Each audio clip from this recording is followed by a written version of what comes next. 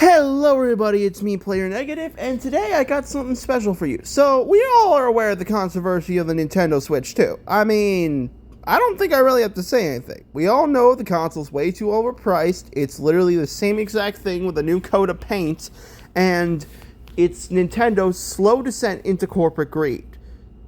But most of you people would just see me as a YouTuber who yells at clouds, but the special different things because I actually got to play one for myself at a local Target. Now, I did not buy one because I have principles that I stand by.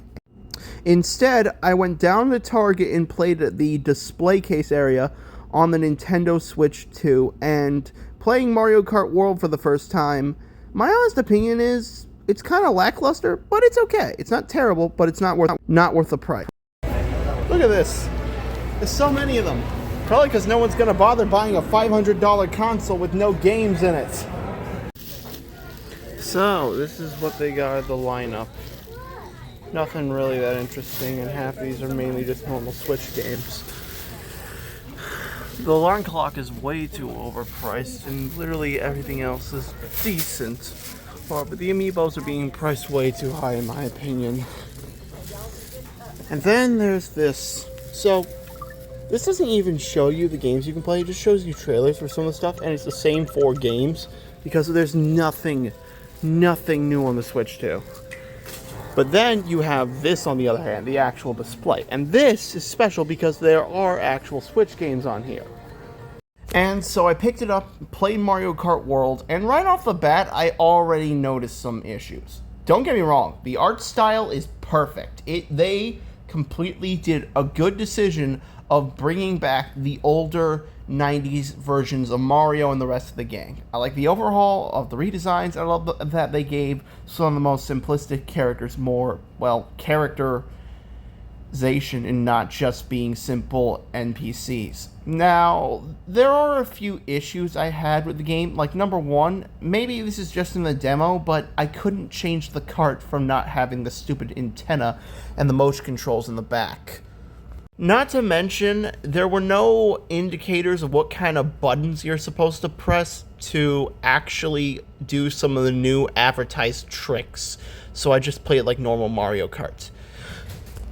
And doing this kind of left me at a massive disadvantage, and when I was playing the game, it was okay, but I feel like a lot of stuff that made Mario Kart interesting was thrown out the window in favor of this so-called open world, because let's just be honest, no one cares about the open world and the P-switches, and the demo didn't even let me do that.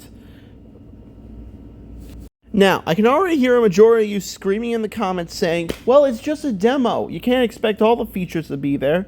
When Mario Kart 8's demo literally let you change out your kart parts, change the settings to your liking, and did everything well.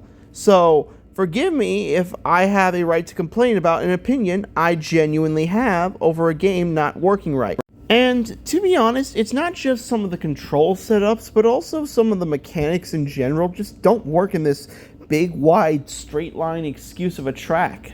Specifically, one of the most powerful weapons ever made in Mario Kart you're probably all aware of. You know, the Victory Slayer, the blue shell. Like, I don't think I need to explain to you why the blue shell is such a big deal on how it's thrown out of balance in this new Mario Kart game, but I guess I'll have to anyway. Basically, the purpose of most Mario Kart items is to make the game fair and evened out so any player could have a chance to get ahead. And the blue shell was basically designed as a last resort weapon for this job, as well as many of the other items. But with Mario Kart World, that really doesn't work because, number one, they nerfed the size of the explosion. I know, because it was shot down upon me. And two, with 32 players, it's really hard to get back up in the fight. So the fact that they wasted their time with not creating newer items that can clear out better crowds, instead just aesthetic items like the coin shell and Kamek, which just turn you into another racer or create a trail of coins just for extra speed that doesn't even boost you that well. It's just kind of lazy in my opinion. And if you think I'm saying this because I'm mad or because I was bad at the game, like some sort of skill issue, I actually didn't do that bad, despite the fact I didn't use all of the moveset that was provided to most of the players, because I got to second place. And to be honest, doing it handicapped felt a lot more satisfying than just using all those fancy new moves. Because, to be honest, if a casual player like me can get this far, I don't think it's that challenging. Look at me with a scowl all you want, but to be fair, I just think the game was a little too niche. And why Nintendo will try to get you arrested or start ceasing on you for talking bad about them. I mean, they currently have the FBI on their hands for some reason. Yes, you heard me right, they have the literal FBI on their side. Why do they have the FBI on their side for some unknown reason? I don't know. I don't care, and I don't even want to know. So in conclusion, do not buy a Switch 2. It's too uncomfortable and the games are too niche. Buy a Steam Deck and start emulating or committing piracy to games and actually play something that's worth your $1. I'm Player Negative, and I'll see you later. Ba-da-da-da-da-da-da.